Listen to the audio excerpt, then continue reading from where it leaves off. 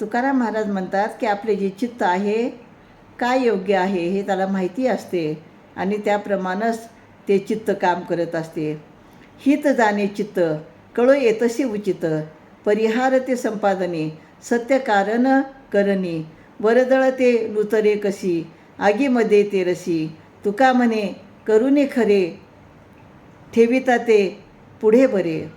तर आपले हित कशात आहे हे चित्त जाणत असते आणि चित्ताला त्यामुळंच योग्य काय हे कळून येत असते. नुसतेच परमार्थाचे सोंग संपादन करून लोकांमध्ये त्याचा दंभ दाखवण्यामध्ये, अहंकार दाखवण्यामध्ये काहीच उपयोग नसतो आणि परमार्थामध्ये जे सत्कर्म करतो तेच आपल्या फलासाठी कारण ठरतात.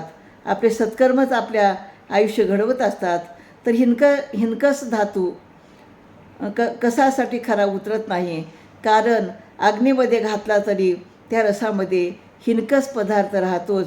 तुकाराम महाराज म्हणतात त्यामुळंच आपले चित्त हे खरे म्हणजे चांगले करून ठेवावे आणि ते जर चांगले करून ठेवले तर ते पुढे आपल्या मुक्तिमार्गात व भक्तिमार्गात उपयोगी ठरतात. म्हणून आपल्या चित्तामध्ये सतत ईश्वराचं नामस्मरण असावं असं सांगतात.